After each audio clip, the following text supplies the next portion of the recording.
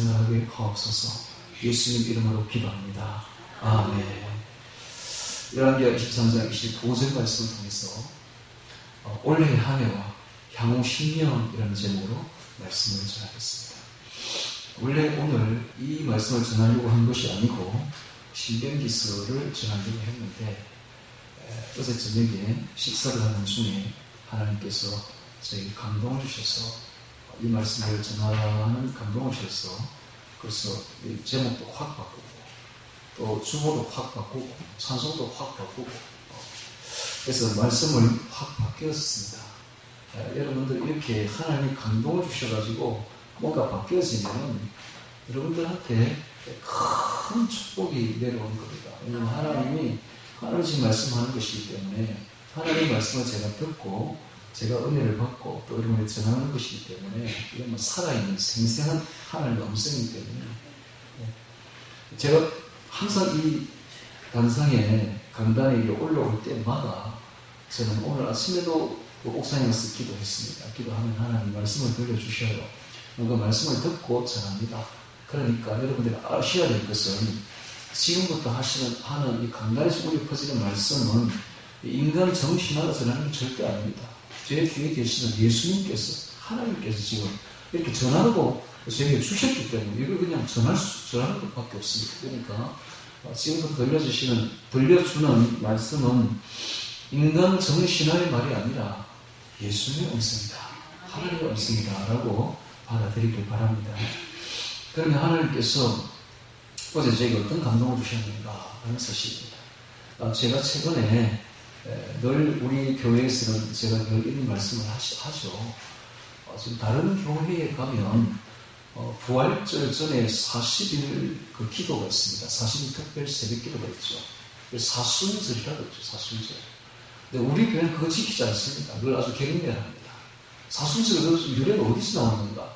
바로 그 40일 동안 그 담무스를 위해서 애곡하던 바로 거기서 나온 거 아닙니까?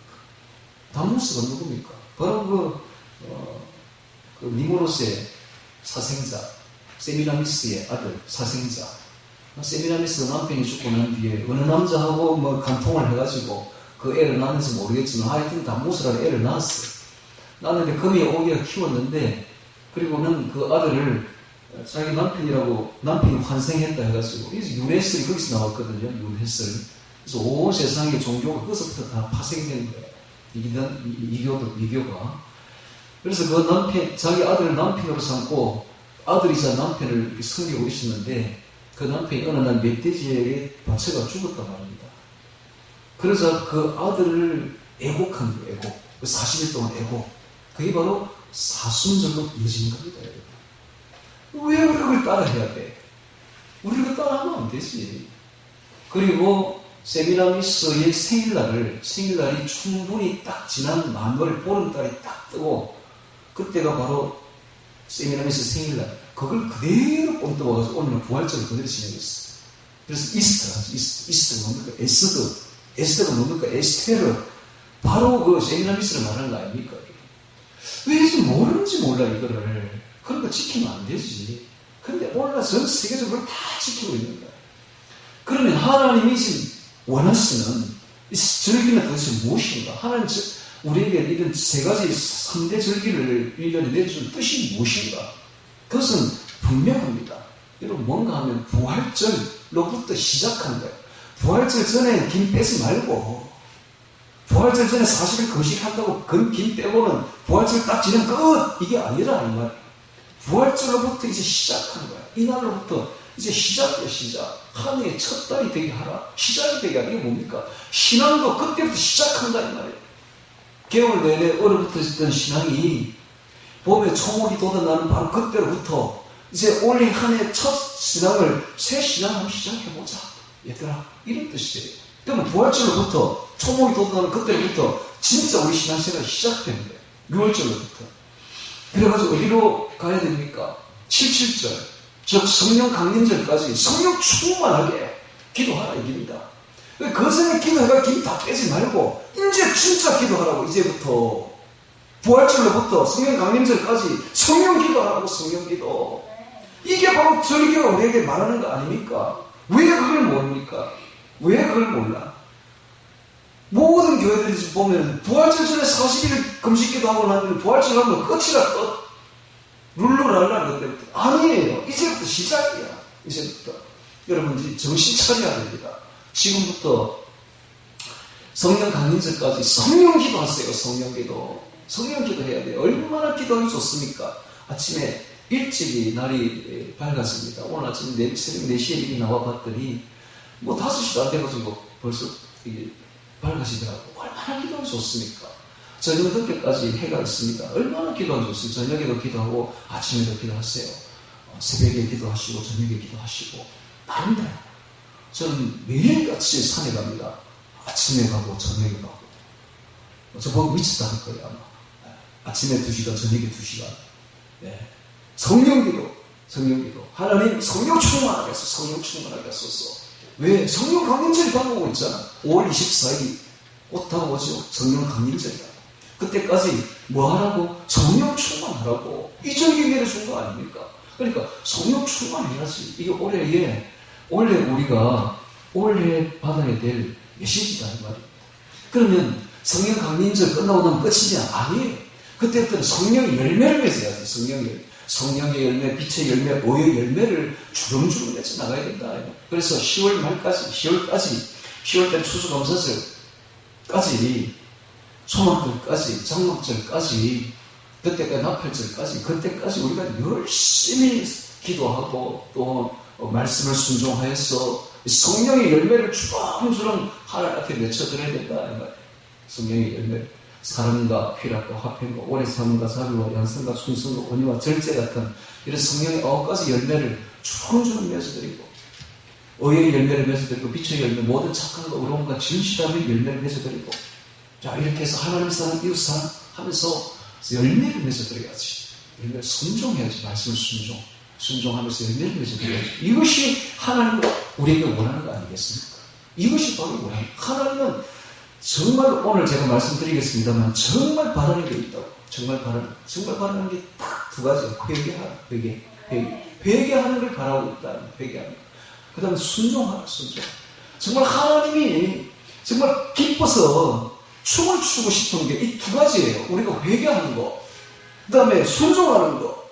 이 2가지를 너무너무 기뻐하신다. 여러분 우리가 하나님 오늘도 보니까 하나님을 사랑하자라는 노래가 나왔는데 그 사랑하는 게 주님 사랑해요로 끝나는 게 아니라 너희가 나를 사랑한다면 나의 말을 지킬 것이요. 요한복음에 있잖아. 나를 사랑하는 자는 내 말을 지키리니. 하나님을 사랑하는 게 뭡니까? 하나님을 회개하고 하나님 말씀을 지키는 거예요. 말씀 지켜 순종하는 거예요. 이거 하나님이 진짜 원하신다. 그러면 넉넉히 천국 들어갑니다. 넉넉하게. 그렇게 한 사람이 누구냐? 다윗입니다. 다윗이 진짜 연단받은 믿음이죠. 연단받은 10년 동안 사울에게 쫓기면서 죽을 고비를 수없이 넘기잖아요. 그렇게 10년 동안 연단을 다 받고 나니까 그가 왕위에 오르니까 정말 하나님 앞에 정직하게 행하고 말씀대로 순종하는 모습을 보여줍니다. 말씀대로. 단 한 번 바세바하고 가늠 사건이 있어가지고 말씀을 어기는 했어도 그러나 그 뒤에 눈물로 회개하는 모습을 보여줍니다. 눈물이 베개를 그냥 띄울 정도로 회개하고 완전히 바로 서는 모습을 보여준다. 그게 어디에 나타나는가? 마지막에 그가 죽을 때에 죽기 직전 임종 직전에 이제 들어가니까 이 몸에 이불 덮고 따뜻하지 않아. 그래서 신하들이 그 동네, 유대 나라에서 제일 아리따운 여자 하나를 데리고 와요. 아비삭이라는 동료 하나를, 처녀 하나를 데리고 온다는 거예요. 그리고 다윗 품에 넣어줍니다. 데리고 자라. 그러면 옛날 같으면 범하겠지. 근데 범하지 않아. 야, 얼마나 회개를 잘했으면. 범하지. 다시는 그런 죄 짓지 않아. 그것만 봐도 다윗이 얼마만큼 하나님 앞에 올바로 서서 순종했는가를 보여준다. 그렇게 하면 여러분, 넉넉하게 천국 들어갑니다. 넉넉하게 천국. 그래서 오늘 우리가 다윗을 본받아야 돼요. 다윗처럼 회개하고 다윗처럼 순종하는. 그래서 이 성경에 보면 하나님이 가장 사랑하는 사람은 다윗입니다. 다윗만한 별이 없어. 진짜 우뚝 솟아있어 다윗이. 왜? 그가 하나님을 기쁘게 했기 때문에 어떻게 기쁘게 회개했습니까? 진짜 진실로 회개하고 그 다음에 완전히 회개를 완전히 고치는 거예요. 완전히 고치고 그 다음에 완전히 하나님께 정직하게 순종하니까 말씀대로 어느 정도 순종하면 전쟁을 하면 적군의 말을 이렇게 많이 얻을 거 아닙니까? 말 한 필 돈이 요즘에 얼마입니까? 거의 1억에 가깝죠. 수천만 원 하죠. 그 귀한 말을 못 쓰게 그냥 뒷발에 힘줄을 끊어버리는 거야. 왜? 성경이 그렇게 되어 있으니까. 하나님 말씀이 그렇게 하라고 되어 있으니까. 딱 말씀대로 행하는 거지. 말씀대로. 야, 참 대단합니다. 그렇지만 우리도 좀 본받아야 돼요. 하나님 말씀대로. 그래서 이런 신앙, 하나님 진짜 좋아하는 건 다시 한번 말합니다. 회개하는 신앙, 그 다음에 말씀 순종하는 신앙. 이거 하나님이 정말로 춤을 춰 하나님. 이거 하는 거 보면, 이렇게 행하는 사람 보면 하나님이 막 너무 기뻐 어쩔 줄을 몰라 해. 오늘 우리가 하나님 기쁘시게 하고 하나님 감동시키는 방법이 바로 있습니다. 회개하면 돼, 회개. 철저하게 회개하면 되고, 죄에서 떠나야 돼. 떠나고, 순종하면 돼, 순종. 하나님 말씀 순종하면 돼. 그러면 하나님 정말로 기뻐하신다.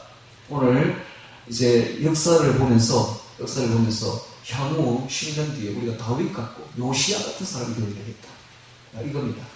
올해 한 해는 절기를 따라서 정말 성령 강림절이 지금 다가오고 있지 않습니까? 근데 요즘에 교회들이 성령 강림절도 잊어버렸어. 성령 강림절이나 말 쓰지 않아. 뭐라고 씁니까? 맥주 감사절, 맥주. 보리 추수한 데가 있습니까? 보리 추수한 데가 없다. 보리 추수이 뭔데? 아무것도 아니죠. 맥주 감사절이다. 맥주 감사절이 아니라 성령 강림절입니다. 성령 강림절. 좀 똑바로 알아야지, 똑바로. 그래서 우리가 부활절에 새로 거듭났다면 이제 성령 강림절 성령 충만하시고 그 다음에 추수감사절 성령 열매를 맺어 드리는 이게 하나님 뜻이다 이 말. 뜻. 절기를 보면서 하나님 뜻이 보이지 않습니까? 절기를 보면서 하나님 뜻을 따라가야 된다. 올해 한 해 여러분 각오하시고 올해 한 해 하나님께 기쁘시게 해드립시다. 성령 충만하고 성령의 열매를 해서 드리자 하는 말. 이렇게 10년을 지내면 어떤 인물이 된다? 다윗 같고 요시야 같은 인물이 된다. 정말 대단하죠. 네, 대단합니다. 자, 지금부터 이스라엘의 역사를 보면서 구약을 보면서 실제 어떤 형태의 사람들이 살았는지, 어떤 신앙, 구약은 신약의 신앙의 형태를 산 사람들이 생생한 산 역사입니다. 이 역사를 보면서 앞으로 우리가 누구는 본받지 말아야 될 반면교사로, 또 누구는 본받아야 될 그런 사람으로, 본보기로 우리가 배우도록 하겠습니다. 자, 먼저 역사를 이렇게 보면 북이스라엘과 남유다가 나오죠. 열왕기 상하를 보면 남유다와 그리고 북쪽에 북이스라엘이 나오는데 이 남유다와 북이스라엘이 멸망을 합니다. 북이스라엘은 BC 722년에 남유다는 586년에 BC 586년에 멸망을 해요. 그럼 멸망을 했는데 그 멸망한 이유가 딱 세 가지가 나온다. 세 가지. 그 세 가지를 이야기를 하면 첫 번째는 하나님과의 관계에 대해서 혼합적인 신앙을 가지면 멸망한다. 이겁니다. 하나님과의 관계에 있어서 혼합적인 신앙을 가졌어요. 혼합적인 신앙을. 즉, 우상을 섬긴다. 우상도 섬기고 하나님도 섬긴다. 이러면 멸망합니다. 멸망이 뭡니까? 지옥 갑니다. 여러분, 멸망합니다. 하나님과의 관계에서 혼합적인 신앙을 가지면 반드시 멸망합니다. 이겁니다.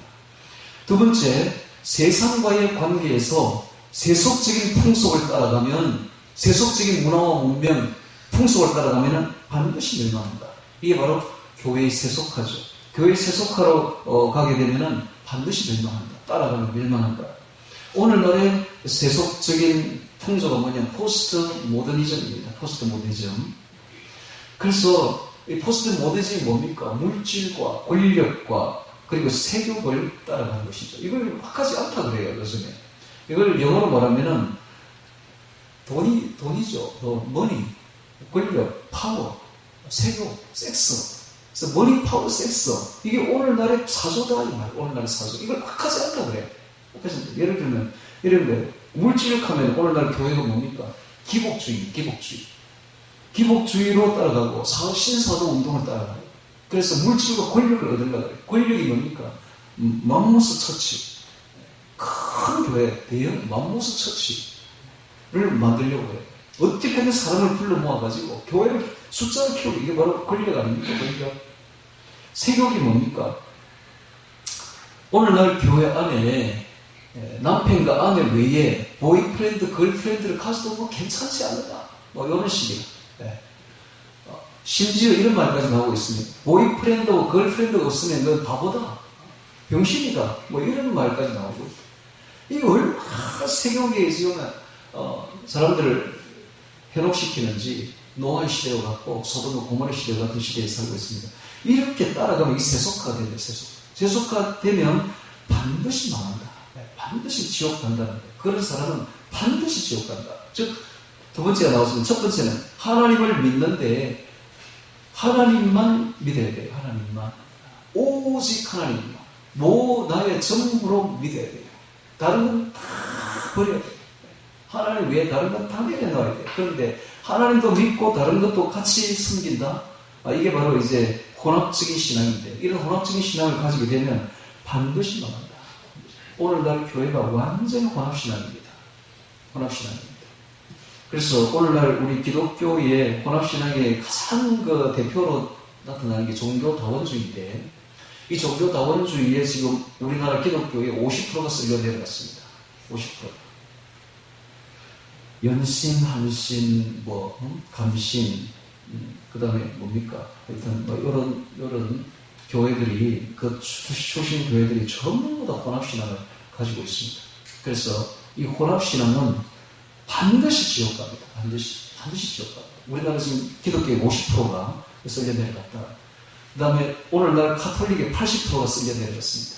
그러니까 오늘날 카톨릭의 80%, 기독교의 개신교의 50%가 이런 혼합신앙이 쓸려 내려갔는데, 이런 혼합신앙을 역사적으로 이렇게 보면은 남유다와 이스라엘 백성들이 이렇게 많이 지냈어요. 이런 사람은 반드시 망하더라. 반드시 멸망하더라. 이 일로 멸망하더라는 것이죠. 그래서 오늘 우리가 혼합신앙 주의해야 됩니다. 순수한 신앙을 가져야 돼요. 하나님 외에는 다른 아무것도 우리 가지면 안 됩니다. 오직 하나님만 우리 안에 넣고 살아야지, 하나님 외에 다른 것을 하면 이 혼합신앙 되면 바로 망합니다. 하나님이 제일 싫어하는 혼합신앙이요, 세속적인 신앙, 세속화된 신앙입니다. 세속화된 신앙은 하나님과 원수가 됩니다. 야고보서 4장 4절에 가늠하는 여자들이요, 세상과 벗된 것이 하나님의 원수임을 알지 못하느뇨? 그래서 누구든지 세상과 벗이 되고자 하는 건 스스로 하나님과 원수되게 하는 것이에요. 세상과 벗이 되는 건 스스로 하나님과 원수되는 거예요. 세상과 벗된 것이 하나님의 원수임을 알지 못하느냐? 하나님이 말씀하고 있습니다. 오늘 우리가 세상을 따라가면 사람이 원수가 된다는 거예요. 원수가 되면 어떻게 돼요? 바로 지옥 들어가는 거죠. 그래서 세속화되면 안 된다라는 거예요. 세속화되면. 그 다음에 이제 세 번째, 인간과의 관계입니다. 인간과의 관계에서 불의한 생활을 하면은 지옥 들어갑니다. 아무리 내가 신앙생활을 잘한다 해도, 예를 들어서 교회에 주일마다 출석을 하고 11조 내고 헌금 잘하고 아무리 내가 기도 생활을 열심히 하고 이래 해도 인간과의 관계에서 불의한 생활을 하면은 이것은 지옥 갑니다. 이 윤리의식이 똑바로 써야 돼요. 예를 들면 이런 거예요. 어떤 교회에, 강남의 어떤 교회에 어떤 권사가 새벽 기도 매일 나오는 거야. 11조 철저히 드리고 뭐 기도 열심히 하고, 그래서 대표적인 기독교인이다 이렇게 생각했겠죠. 근데 그 사람이 70억을 횡령을 한 거야. 성도들한테 70억을 빌려가지고 횡령하고 달아난 거예요. 이런 이야기가 수도 없습니다. 목사가 그러지 않나, 권사가 그러지 않나. 여러분, 이 사람에게 대해서 불의한 생각을 하면 바로 지옥 갑니다. 그래서 이웃에 대해서는 공의와 정의를 행해야 됩니다. 하나님이 이웃에 대해서 공의와 정의를 행하지 않는 사람은 이것은 바로 지옥으로 보내버립니다. 그래서 하나님 사랑, 이웃 사랑이죠. 하나님 사랑, 이웃 사랑을 우리는 정말로 생명을 걸고 목숨을 걸고 해야 됩니다. 또 이런 사람도 있죠. 목사가 교회에 와서 아주 거룩한데 가정에 돌아가서 가정생활에 엉망이야. 부인과 싸우고 엉망이야. 이건 아니죠. 비윤리적인 불의, 이런 것은 바로 지옥 들어갑니다. 그래서 오늘 우리가 하나님에 대해서는 혼합적인 신앙을 가지면 지옥 들어간다. 사회에 대해서는, 세상에 대해서는 세속적인 신앙을 가지게 되면 이거는 바로 지옥 들어간다. 그리고 세 번째, 인간과의 관계에서 불의한 생활을 하게 되면 이건 지옥이 들어간다. 저는 매일같이 마태복음을 암송하고 있는데 25장이 들어가면 정말 무섭습니다. 25장에 이렇게 말하죠. 하나님이 이 내 형제 중에 지극히 작은 자 하나에게 한 것이 곧 내게 한 것입니다. 또 저주를 받아 지옥에 들어가는 자들에게는 이렇게 말하죠. 주여, 우리가 언제 주에 죽이신 것이나 몸버리신 것이나 너희 되신 것이나 부수신 것이나 병드신 것이나 오늘 같은 것을 보고 공양치 아니하더이까 하니까 예수님은 뭐라고 말합니까? 내가 진실로 너에게 말하노니 이 지극히 작은 자 하나에게 한 것이 하지 아니한 것이 곧 내게 하지 아니한 것입니다. 여러분, 우리가 볼 때 지극히 작은 자 하나에게 한 것이 하나님께 한 것이고, 지극히 작은 자 하나에게 하지 아니한 것이 하나님께 하지 아니한 것이라고 분명히 말하지 않습니까? 눈에 보이는 사람은 바로 하나님입니다. 하나님께 하듯이 그렇게 해야 돼요. 하나님을 섬기듯이 섬겨야 된다는 말이에요. 귀하게 여겨야 될 사람을 인격적으로 대해주고 절대로 사람을 이용하면 안 되고 부려서도 안 됩니다. 유괴해가지고 막 부리는 자들은 바로 지옥 들어갑니다. 사람을 절대적으로 사람을 인격적으로 대해줘야 됩니다. 이것이 바로 하나님이 원하는 세 가지 것이다. 첫 번째, 하나님에 대해서는 순수하게 하나님을 전부로 여기라. 다른 모든 걸 다 내어버려라. 두 번째, 세상에 대해서는 세속적인 신앙을 가지고 바로 지옥 들어간다. 세상 풍조 따라가면 안 됩니다. 유행 따라가서도 안 되고 문화 문명에 들어가서도 안 된다. 그 다음에 세 번째, 인간과의 관계에 대해서 불의한 생활을 하면은 지옥 들어간다. 이게 바로 북이스라엘과 남유다가 역사적으로 주는 교훈입니다. 여러분, 남유다와 북이스라엘이 역사적으로 멸망했습니다. 북이스라엘이 722년에, BC 722년에 멸망하기 200년 전부터 하나님이 선지자를 보냅니다. 얘들아, 그렇게 하지 말아라. 그렇게 하면 안 돼. 200년 전부터 선지자를 보내가지고 계속 경고를 합니다. 안 들어, 말 안 들어요. 결국은 이 세 가지 죄 때문에 멸망합니다. 그럼 남유다도 그때 멸망할 건데, 걸출한 왕 세 사람이 일어나가지고 이걸 계획을 합니다. 이래서는 안 된다.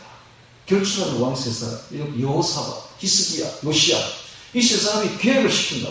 그 계획 때문에 136년이 연장됩니다. 연장돼가지고 결국은 또 그 죄 때문에 다 망합니다. 그걸 보면 오늘 우리에게 큰 교훈을 주죠. 뭡니까? 이런 죄를 지으면 지옥 들어간다라는 겁니다.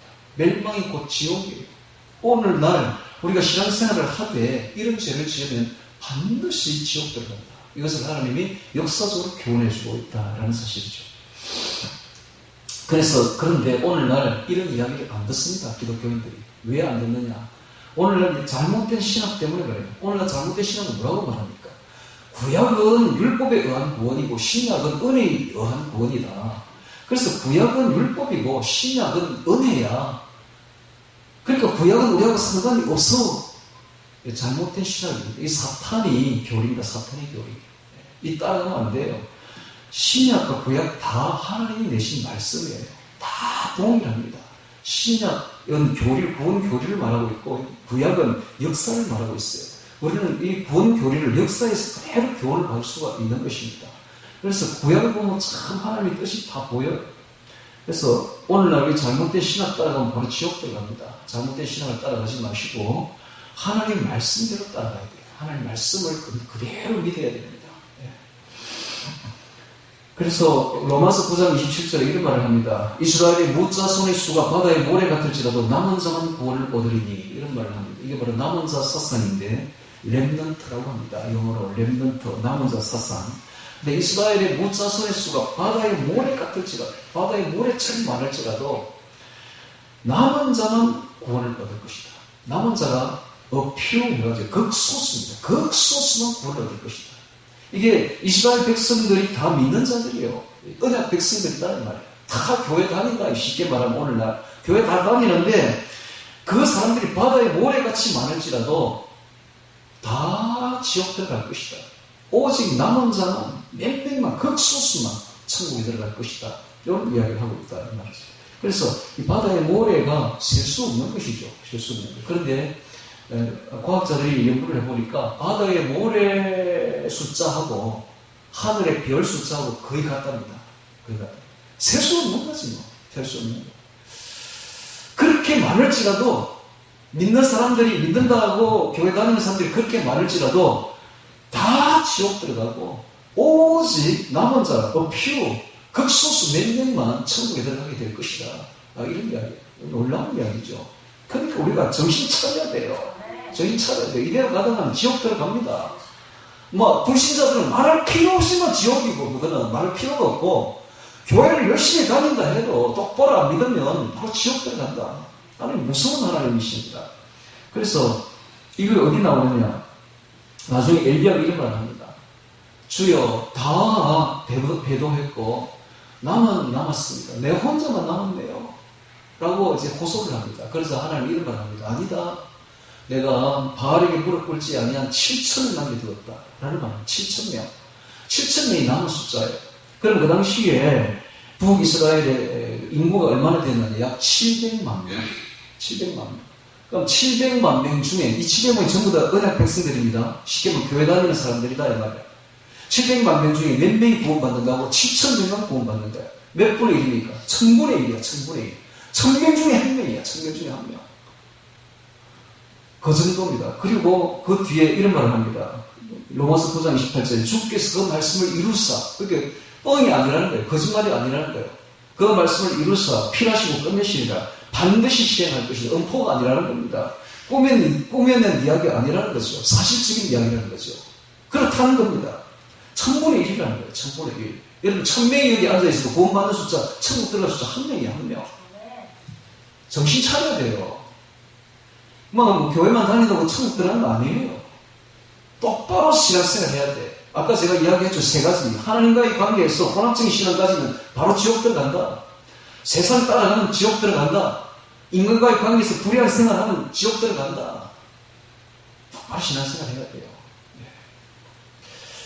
그래서 이제 그 혼합적인 신앙을 이렇게 보면은 혼합적인 신앙이 어떻게 생겼는가 보면 그 솔로몬 이후에 남북이 갈라지게 됐죠. 우리나라처럼 남북이 갈라집니다.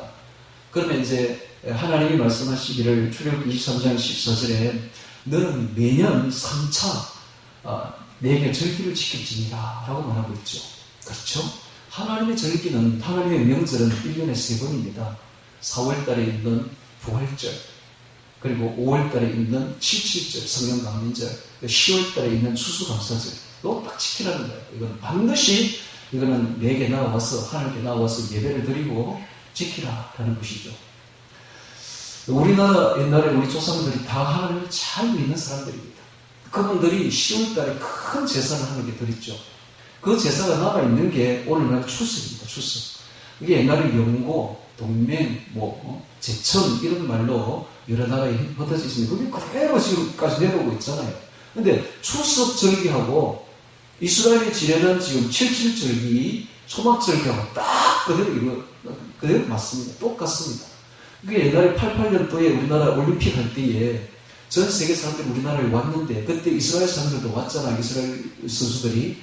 그때 마침 그때 우리나라가 추석을 지내고 있었던 거예요. 그걸 보고 깜짝 놀란 거예요. 아니 우리나라 명절이 77절기인데 어떻게 똑같은 날짜에 당신들이 명절을 지내는 거야? 그거 당연하지. 하나님 믿는 백성이니까 우리도 성민이니까 하나님 믿고 있으니까 당연히 지내죠. 그러니까 1년 3차례 하나님께 나오라라고 이야기를 했죠. 즉 부활절 6월절에 나오느라 77절 성령 강림절에 나오느라 그 다음에 10월달에 추수감사절에 하나님께 나와서 제사를 드려라 이렇게 했죠. 자, 그런데 남북으로 갈라졌습니다. 근데 지금 하나님의 성전은 지금 남쪽에 있죠. 예루살렘에 있습니다. 그러니까 이제 3대 절기마다 백성들이 북쪽에 있는 백성들이 남쪽으로 내려갈 거 아닙니까? 내려가면 동화되어 가지고 자기 백성 다 이룰 게 분명하니까 여로보암이 이 악한 깨를 냅니다. 내려가게 했으면 안 되겠다 이 백성들을. 그래서 금송아지를 만들어요. 금송아지를 만들어서 하나는 베델에, 하나는 단에 두고 이 금송아지가 바로 하나님입니다. 하나님. 그러니까 하나님께 나아가는 그거를 예루살렘에 갈 것이 아니라 여기 가서 예배를 드리라 라고 합니다. 이게 바로 혼합신앙입니다. 혼합신앙. 이 금송아지가 아주 하나님을 상징한다, 상징물이다 이렇게 속인 거죠. 머리가 좋은 거죠. 옛날에 마치 일제시대에 신사참배를 하락하면 그 우상 숭배니까 안 하잖아요, 기독교인들이. 그러니까 속이는 거야. 아, 이거 문화다, 문화. 이거 문화야. 이렇게 속이는 거예요. 그걸 다 신사참배했잖아요. 그와 같이 이 금송아지 이거 하나님을 상징하는 거야. 하나님을 의미하는 거야. 그러니까 하나님이 아니지만 하나님을 의미하는 거니까 여기 가서 예배 드려. 이렇게 아주 머리가 좋은 거야. 이렇게 속인 거야. 이렇게 백성들이 여기 가서 다 예배를 드리는 거야. 그래서 금송아지 앞에 가서. 그것이 금송아지가 뭘 상징합니까? 이게 바로 풍요와 다산을 상징합니다. 풍요와 다산. 네. 그래서 오늘도 뉴욕에 가면은 월가, 금융가가 있습니다. 거기에 보면 황소동상이 있어. 황소동상이. 사람들이 다 좋아해요. 부와 다산과 풍요를 상징하기 때문에. 그래서 그러면서 예배를 점점 그거 드리니까 결국 뭡니까? 점점 우상숭배를 빠져들어가죠. 처음에는 그런 뜻이 아니었는데 점점 우상숭배. 그게 뭡니까? 이게 바로 혼합신앙이다. 혼합신앙. 신앙이 타협하면 큰일 납니다. 오늘 우리는 신앙은 절대로 타협하는 게 아니야. 네, 신앙은 타협하면 죽습니다. 목에 칼이 들어와도 신앙은 절대 타협하면 안 돼. 우상숭배하면 안 돼요. 그래서 혼합신앙 가지면 안 된다. 혼합신앙 가지면 지옥 들어간다. 절대로 타협해서는 안 된다. 순수한 신앙을 가져야 됩니다. 자, 이 첫 임금이 단추를 잘못 끼운 거예요. 이렇게 해서 북이스라엘은 완전히 혼합신앙으로 얼룩지게 되는데, 이렇게 돼서 그 나머지 그 북이스라엘 19명의 왕들이 전부 다 악한 왕이 됩니다. 한 명도 선한 왕이 없어. 전부 악한 왕이 돼가지고 결국은 멸망합니다. 이게 뭘 의미합니까? 우리가 혼합신앙으로 들어가게 되면 반드시 멸망한다 라는 걸 보여주고 있죠. 그 다음 남유다는 그런데 20명의 왕이 태어나는데 이 20명의 왕이 중에 8명이 선한 왕이에요. 그 중에 3명이 아주 걸출한 왕입니다. 이런 왕들 때문에, 걸출한 왕들 때문에 그래도 136년 동안 연장이 됩니다. 멸망하지 않고. 그러나 결국은 그들도 이 세 가지 죄 때문에, 즉 혼합신앙, 세속신앙, 그 다음 불의한 신앙, 인간과의 불의한 신앙, 이 세 가지 때문에 결국 멸망하고 맙니다. 자, 오늘날 이것이 우리에게 어떤 의미를 담고 옵니까? 오늘날에도 하나님도 믿고 만몬씨도 믿자. 하나님도 믿고 돈도 벌어야 된다. 이런 식이죠. 그래서 오늘날 교회 가면은 그냥 완전히 기복신앙이에요. 기복신앙. 하나님 복 주세요. 이런 식이야. 축복신앙. 기복신앙. 이게 바로 혼합신앙이죠. 혼합신앙. 이게 바로 혼합신앙입니다. 권력을 따라가고 쾌락을 따라가고 쾌락신을 따라가고 이거 바로 혼합신앙이죠. 세상이 이만큼 무섭습니다. 우리가 세상이 만만한 게 아니라 세상이 너무너무 무서워요. 우리 신앙 세상 따라가면 바로 멸망합니다. 그렇게 초기부터 이스라엘 백성들은 사사시대부터 이런 신앙에, 이런 문화에, 가난 그 악한 문화에 확 흡수되어 버려가지고 그냥 정신을 못 차려요. 우리 마찬가지다, 우리도. 우리 오늘날 젊은 세대들 보세요. 신앙 있습니까? 목사 아들부터 시작해가지고 장로 아들, 신앙 없습니다. 전부 세상 다 따라가 버렸어요. 무섭습니다, 세상이. 하나도 순수한 신앙 가진 애들을 볼 수가 없잖아요, 지금. 지금은 그런 시대예요. 그래서,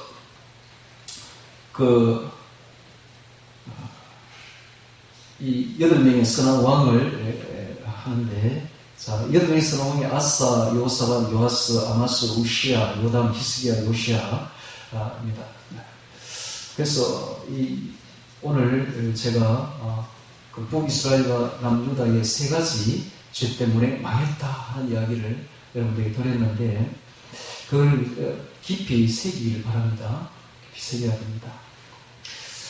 그 다음에 보면은 이스라엘 백성들이 이 육욕적인 그 세속신앙을 따라가게 되었는데 그게 뭐냐 하면은 바로 바알신을 숭배하는 의식이었습니다. 이 바알신을 숭배하는 의식이 어떻느냐 하면은 이 바알과 아세라가 있어요. 아세라 신이.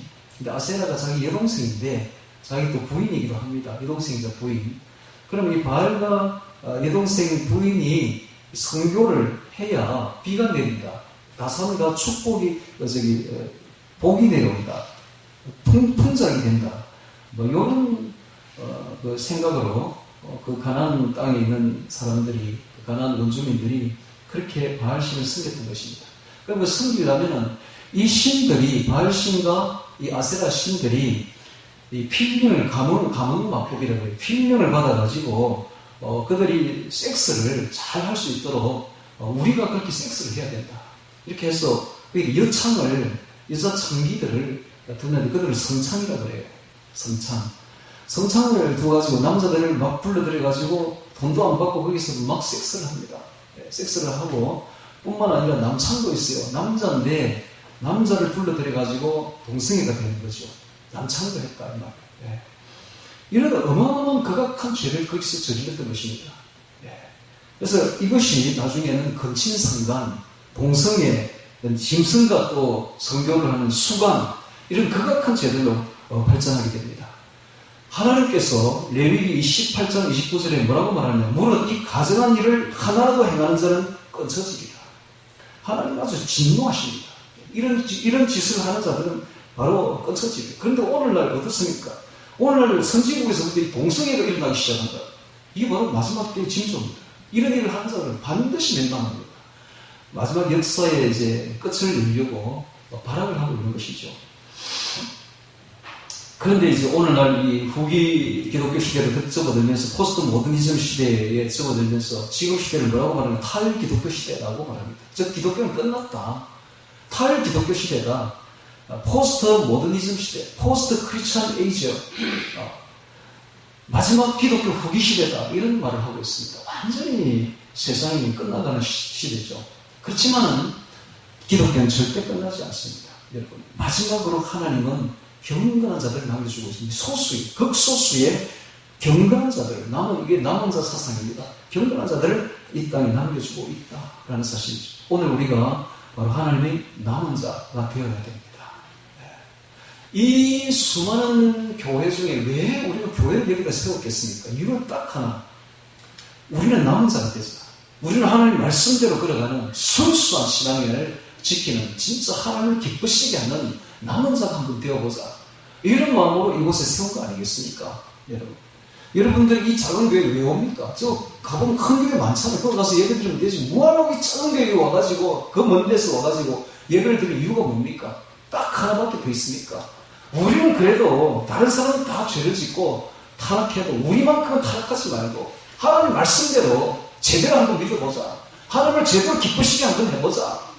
이것 때문에 여기 온 거 아닙니까?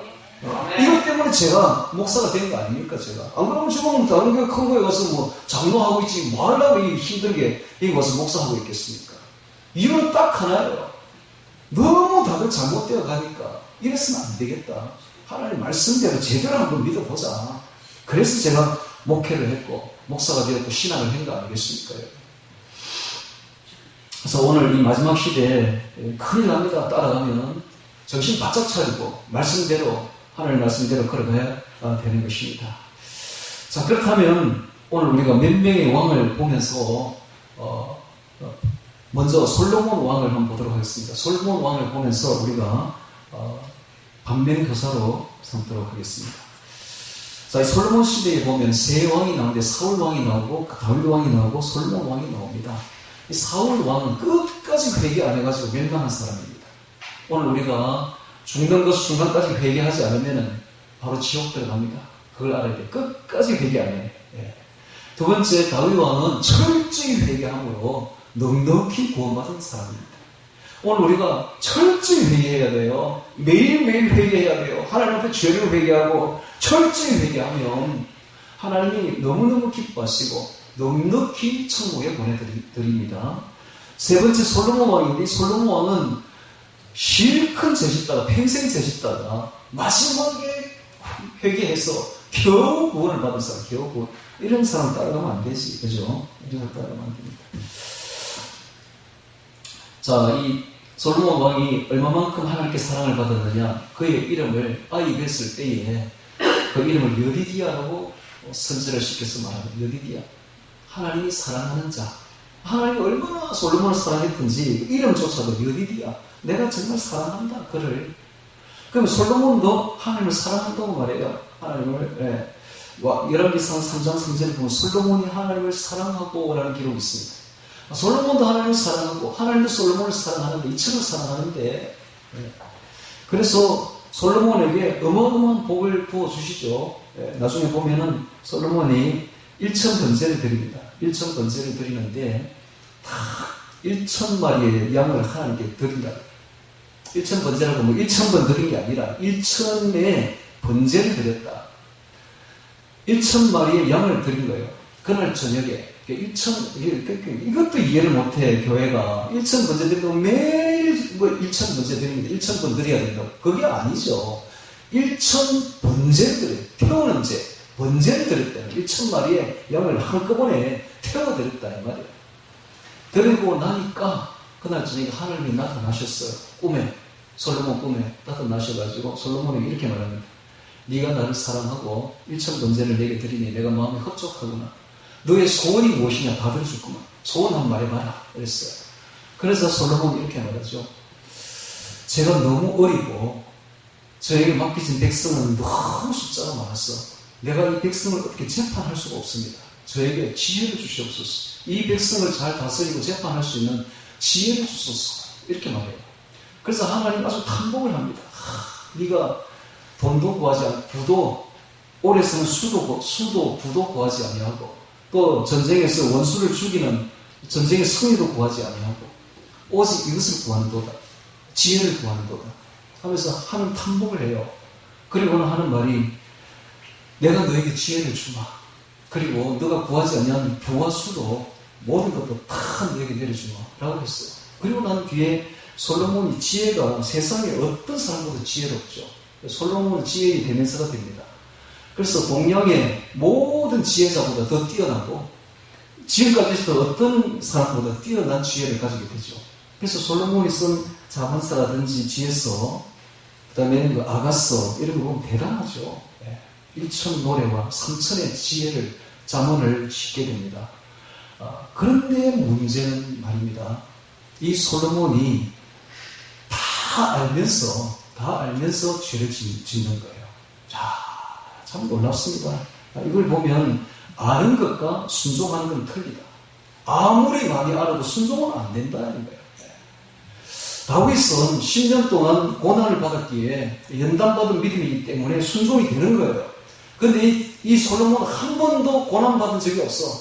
그냥 왕족으로 금수저로 태어나가지고 그냥 왕이 되는 바람에 한 번도 고난을 받은 적이 없기 때문에 순종이 안 되는 거예요. 그래가지고 하나님 하지 말라 하는 짓만 골라 합니다. 죄를 엄청나겠죠. 네. 돈을 그렇게 쌓아놓지 말라고 그만큼 이야기를 해도 한 해 세수가 666 금달란트야. 여러분 한 달란트가 금이 34kg입니다. 금이 34kg야. 무려. 그걸 666을 곱해보세요. 돈이 얼마겠습니까? 수조원이에요. 수조원. 그 수조원이 요즘에 국가 예산이 수조원 수십조 원 돼도 그거 다 대통령 혼자 다 쓰는 거 아니잖아요. 다 국가에 쓸 때가 있잖아요. 그죠? 그런데 솔로몬 시대는 이거 다 자기 돈이에요. 자기 마음대로 써도 되는 돈. 한 해 세수만 해도 666 금달란트야. 뿐만 아니죠. 어마어마한 돈들이 무역을 해서 들어옵니다. 이렇게 연구를 해보니까 솔로몬만큼 부자로 산 사람이 없었더라. 이렇게 하면 안 되죠. 이렇게 하면 그렇게 하지 말라 했는데 그렇게 했죠. 그 다음에 그가 나중에 보면은 아내를 무려 1,000명을 드립니다. 1,000명. 온갖 나라에서 공주들을 다 그냥 불러들여가지고 정략 결혼을 해서 1,000명을 아내를 이러면 안 되죠. 쾌락을 있는 대로 즐긴다. 쾌락을. 하지 말라 하지만 곤란합니다. 그리고 그의 권력이 얼마나 셌던지 대단합니다. 나중에는 방패도 전부 금으로 다 만듭니다. 방패. 얼마나 돈이 많고 얼마나 권력이 셌던지. 자, 그리고 그가 죽기 5년 전에 드디어 회개합니다. 회개하면서 그가 책을 하나 딱 지내기가 전도서입니다. 전도서 1.1절에 뭐라고 되어 있습니까? 헛되고 헛되니 헛되고 헛되면 모든 것이 헛되도다. 자기가 다 누려보았더니 돈도 권력도 쾌락도 다 누려봤더니 정말 헛되구나 하는 것을 쓰게 되고 회개하게 됩니다. 겨우 구원받아 겨우. 이런 짓 하면 안 돼요, 여러분. 우리는 이렇게 겨우 이렇게 하다가는 잘못 지옥 들어갑니다. 그러니까는 회개를 마지막으로 해서 겨우 천국에 들어가기는 갔는데, 천국 갔다 온 사람 말에 의하면은 솔로몬이 지금 천국에 어떻게 살고 있느냐? 거지처럼 살고 있대, 거지처럼. 다윗이 아주 막 궁궐에서 아주 왕궁에서 거대한 왕궁에서 아주 화려하게 살고 있는데 솔로몬은 아주 거지처럼 살고 있대요. 여러분 이런 본받으면 안 되죠, 솔로몬은. 그래서 자, 우리 향후 10년 뒤에 우리가 어떤 모습으로 갈 것인가? 여러분 이 솔로몬처럼 살면은 잘못하면 지옥 갑니다. 그래서 솔로몬처럼 살면 안 되겠다 그런 것이죠. 그래도 솔로몬이 마지막에 전도서 12장 13절에 이런 말을 합니다. 이래 말의 결국을 다 들었으니 하나님을 경외하고 하나님을 두려워하고 하나님을 경외하고 그 명령을 지킬지어다. 이것이 사람의 본분입니다. 즉 뭡니까? 사람이라고 태어났다면 하나님을 두려워해라. 그리고 하나님의 말씀을 지켜라. 이게 사람의 본분이다. 이런 말을 해요. 그 마지막으로. 정말 뼈 있는 말을 한마디 하고는 죽습니다. 예. 그래서 정말 회개가 얼마나 중요한가, 순종이 얼마나 중요한가를 솔로몬이 가르쳐주고 있습니다. 자, 그렇다면 오늘 이제 우리가 본받아야 될 왕 세 사람을 보도록 하겠습니다. 먼저 역대하 20장을 찾습니다. 역대하 20장, 대하 20장을 찾아보죠. 역대하 20장 찾으면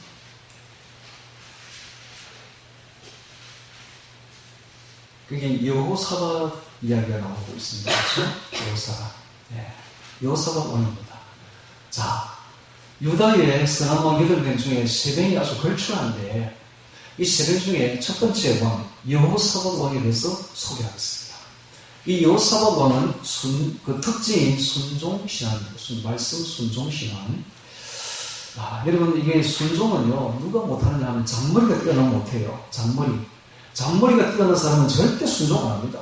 자기 잔머리가 많아가지고 잔머리 굴리다가 절대 순종 안 해요. 여러분 우리가 하나님께 순종하려면 우직해야 됩니다. 우직해 바보처럼 우직해서 하나님 그냥 말씀대로 걸어가야 돼요. 잔머리 굴리면 안 됩니다. 네, 너무 머리가 뛰어나다는 게요. 그러다 망합니다.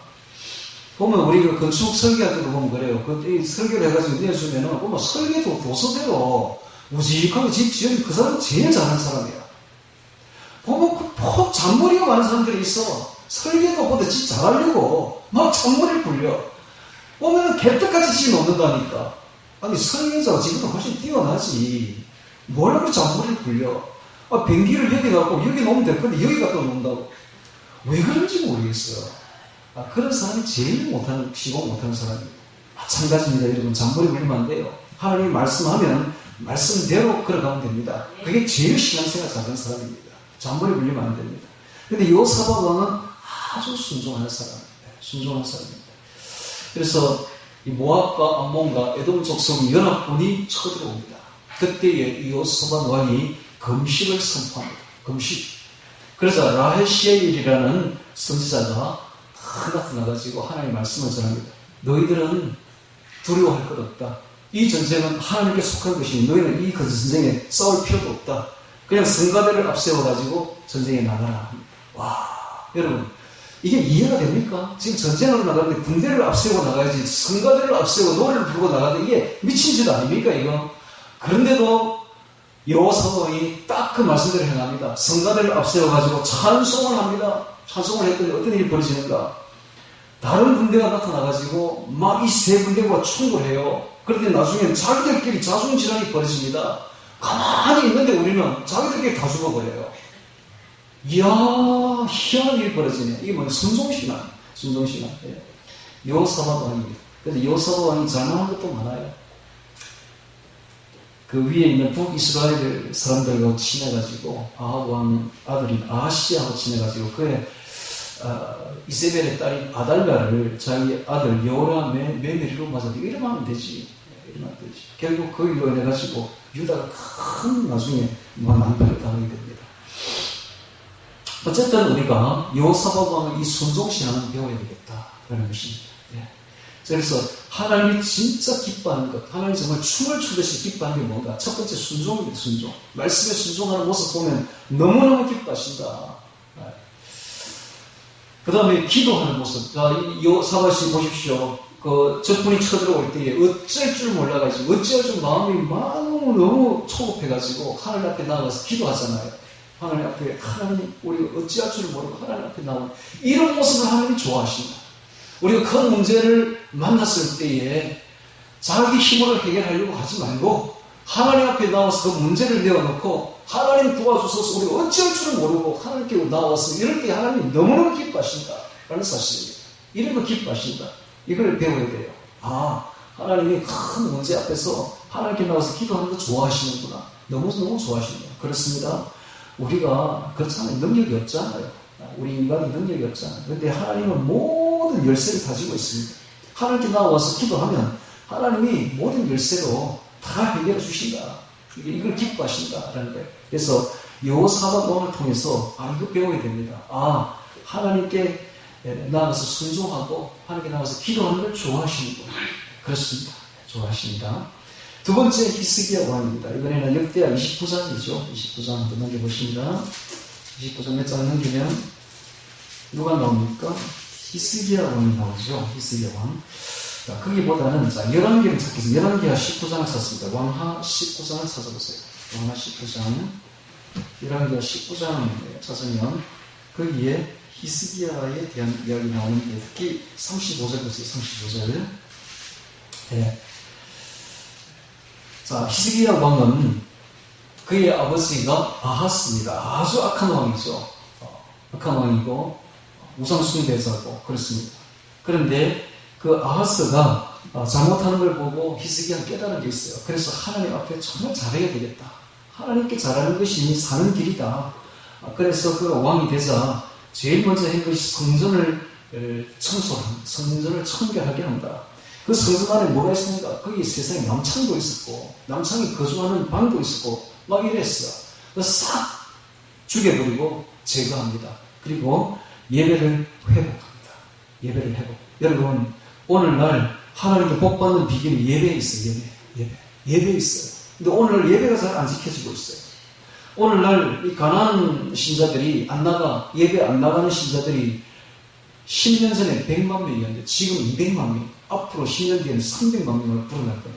여러분, 우리나라 기독교 숫자가 얼마 안 돼요. 몇백 명밖에 안 되는데 거의 절반이나 된 사람 이제 앞으로 교회 안 나가는데 집에 앉아가지고 스마트폰이나 이런 거 보고 말씀만 듣겠대. 여러분, 예배는 말씀만 있는 게 아니죠. 예배에 너무 찬송도 있고 기도도 있고 말씀도 듣고 헌금도 드리고 이 네 가지가 종합 선물 세트로 주어지는 게 예배예요. 예배만큼 권위 있는 게 없어요. 예배만큼 중요한 게 없다 이 말이에요. 예배는 너무너무 중요합니다. 예배는 반드시 나와야 돼요. 네. 정말 내가 아파서 죽을지라도 예배에 나가야 됩니다. 예배만큼 중요한 게 없어요.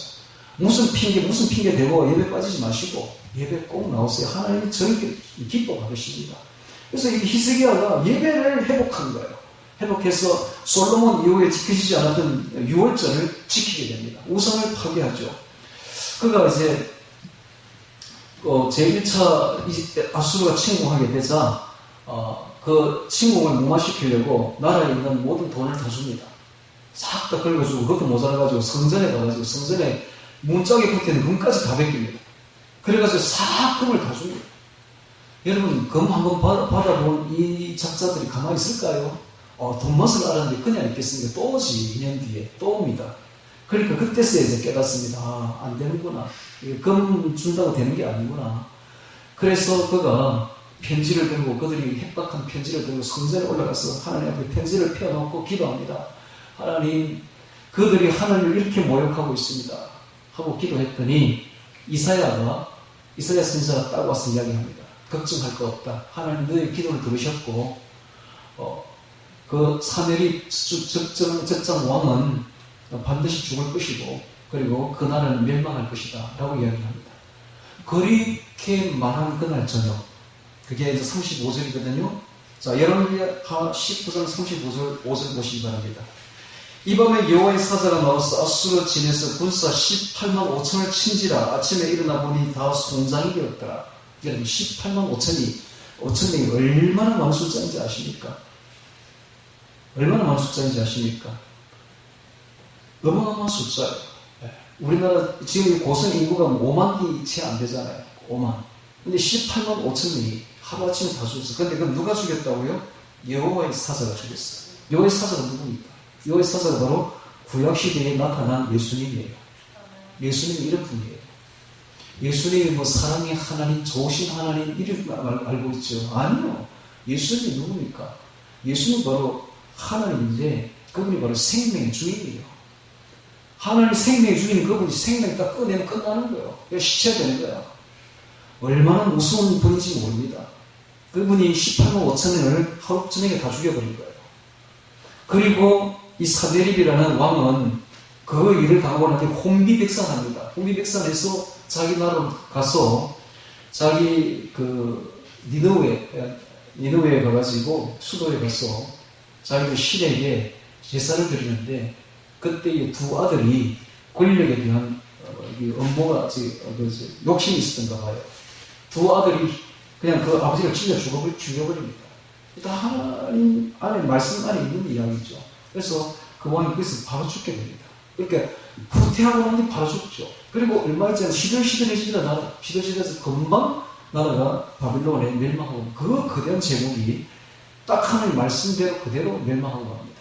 하나님 대단하십니다. 정말로 하나님 말씀 한마디에 대제국이 멸망하기도 하고 18만 5천 명이 죽기도 하고 하는 거죠. 자, 이거 보면 히스기야 왕은 기도신앙. 여호사밧 왕은 순종신앙. 히스기야 왕은 기도신앙. 우리가 이 기도를 본받아야 되겠다라는 것입니다. 그 다음에 이제 요시야 왕을 보도록 하겠습니다. 오늘의 주제죠. 23장, 열왕기하 23장 25절 보겠습니다. 23장 25절. 자, 여기 보면 요시야와 같이 마음을 다하여 성품을 다하며 힘을 다하여 여호와를 향하여 모세의 모든 율법을 온전히 준행한 임금은 요시야 전에도 없었고 후에도 그와 같은 자가 없었더라. 그러니까 세 왕 중에 걸출한 세 왕 중에 여호사밧, 히스기야, 요시야 중에 갈수록 왕들이 좋아집니다. 그리고 마지막으로 나타난 이 요시야 왕은 가장 좋은 신앙을 가진 왕이 됐죠. 자, 요시야 왕은 8살에 왕이 됩니다. 그의 아버지가 아몬인데 이 아몬은 악정을 행하다가 2년 만에 하나님의 침을 받아 죽게 됩니다. 그래서 왕이 될 때 나이가 8살이야.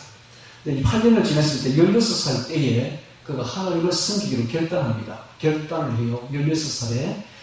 그리고 20세부터 26세까지 우상을 타파하는데 이게 제1차 종교개혁입니다. 온 땅에 있는 우상들을 다 파괴시켜버립니다. 그리고 26살에 성전을 수리하다가 성전 안에서 신명기서를 발견하게 됩니다. 이 신명기서를 그게 그전에는 우상을 섬기다 보니까 하나님 말씀이 다 없어진 거예요. 근데 누군가가 성전 담벼락 속에 신명기서를 이렇게 넣어둔 거죠. 그걸 수리하다가 청소하다가 발견하게 됩니다. 그러자 그걸 읽으라고 합니다. 그래서 낭낭하게 이제 성경 말씀을 읽으니까 이 왕이요, 26살 된 왕이 옷을 찢습니다. 옷을 찢고 통곡을 합니다. 이렇게 우리가 살았기 때문에 우리나라가 망하는구나. 이렇게 살았기 때문에 이스라엘이 망했구나. 북이스라엘, 우리도 망하는구나. 그걸 알고는 그 속에 신명기서에 기록된 말씀을 알고는 통곡을 합니다. 통곡을. 그래서 유훌다라는 여자 선지자가 와서 이야기를 합니다. 요시야가 하나님 앞에 엎드려서 울었기 때문에 너의 죄는 용서하고 너는 순적히 천국에 들어가게 될 것이다. 그렇지만 이 유다가 지은 죄는 절대로 징벌을 피할 수가 없다. 얼마나 머나세가 악정을 50년 동안 했든지 더 이상 이 나라는 더 이상 징벌을 피할 수가 없다. 이걸 보면요, 우리가 죄를 회개하면 죄는 용서를 받아요. 그러나 죄에 따른 징벌을 피할 수가 없습니다.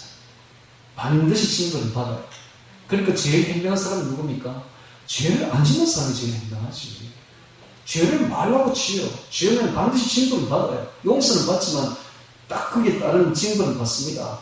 다윗 한번 보세요. 다윗이 간음죄를 저지르고 살인죄를 저질렀더니 용서는 받지. 그러나 그 뒤에 그에 대한 응분의 징벌을 받잖아요. 나중에 자기 아들들이 일어나가지고 어마어마한 일이 벌어지게 되죠. 아들들이 서로를 죽이지를 않나, 자기 딸이 배달한 아들에게 간음을 당하지를 않나, 아들이 압살롬이라는 자가 일어나가지고 반역을 깨하지를 않나. 결국 엄청난 일을 당하게 됩니다. 왜 그렇습니까? 죄는 용서받되 죄에 대한 징벌은 피할 수가 없다는 거예요. 그런데 오늘날 교회가 어떻습니까? 오늘날 교회가 보면 저처럼 이렇게 죄 안 짓고 낭낭한 사는 사람들은 간증자도 절대 부르지 않죠. 불러봐야 별로 할 말이 없으니까. 별로 징벌 받은 것도 없고 뭐 이러니까. 근데 어떤 사람 부르죠? 조폭 우두머리를 불러. 조폭 우두머리. 조폭 중에 상조폭을 부른다고. 그 사람들이 죄를 시컷 짓다가 하나님을 믿으니까 이거 뭐라고 안정합니까? 자기가 성령 받았을 때 여기저기까지 대굴대굴 사흘 동안 굴렸다고 이렇게 이야기를 하죠. 그걸 보면서 은혜를 받습니다. 그래도 와, 나는 저런 불 좀 안 내려오나. 그게 좋은 게 아니에요. 그 속에 귀신이 많이 들어있으니까 그렇게 굴릴 수밖에 없는 거야. 진짜 좋은 사람은 어떤 사람이 있나? 성령 은혜 받고 큰 징벌 없는 사람. 뭐 큰 죄지임이 없으니까 징벌도 별로 없죠. 별로 순탄하게 신앙생활하는 사람. 이 사람은 제일 좋은 사람이에요. 근데 어느 날 뭘 잘못 알아가지고 꼭 보고 조폭 두목들을 막 부른다고. 여러분, 죄 안 짓는 게 가장 잘하는 겁니다. 죄 짓지 마시고 징벌도 피하십시오. 예. 자, 이렇게 오늘 이 세 명의 왕들을 봤습니다. 그리고 요시야 왕이 그렇게 회개 기도를 합니다. 회개 기도를 해서 회개 기도의 모범이죠. 옷을 찢고 회개 기도를 합니다. 예. 그랬더니 나중에 이 왕이 얼마만큼 순수하게 순결하게 이스라엘과 북이스라엘과 남유다를 정결하게 만드는가 하면은 이방 예배와 우상 기능들을 다 제거합니다. 열왕기하 23장 다 보면 나오죠. 북이스라엘까지 올라가서 거기 있는 우상까지 다 제거합니다. 그리고 하나님과의 언약을 경신합니다. 그리고 이렇게 하다가 나중에 결국 애국과의 전쟁에서 조기 사망합니다. 39세에 사망하죠. 그것은 큰 화액 전에 하나님이 그냥 데려간 거죠. 큰 화를 당하기 전에 하나님이 그냥 요시야만 쏙 빼가지고 천국으로 데려간 것이죠. 자, 오늘 우리는 이 세 사람을 보면서 우리 요시야의 신앙을 닮아가야 되고 다윗의 신앙을 닮아가야 되겠다. 향후 10년 뒤 우리가 이런 분들을 닮아가야 됩니다. 여러분, 요시야처럼 또 다윗처럼 넉넉히 천국에 들어가야 되지 않겠습니까? 자, 하나님이 기뻐하시는 것은 정말 순종신앙, 기도신앙, 회개신앙입니다. 순종과 기도와 회개를 하나님이 너무너무 기뻐하신다. 그런 사실이죠. 반면에 하나님이 정말로 싫어하는 게 뭔가 혼합신앙, 그 다음에 세속적인 신앙, 그 다음에 불의한, 인간과의 관계에서 불의한 신앙, 이것은 지옥 갑니다. 반드시 멸망합니다. 그러므로 향후 10년 뒤에 이런 것을 본받지 마시고 향후 10년 뒤에 우리가 요사바처럼 순종신앙, 히스기야처럼 기도신앙, 요시야처럼 회개신앙, 다윗과 같은 철저한 회개로 넉넉히 천국에 들어가는 우리 모두가 되시기를 주의 이름으로 축원합니다. 오늘 말씀 기억하며 기도드리겠습니다.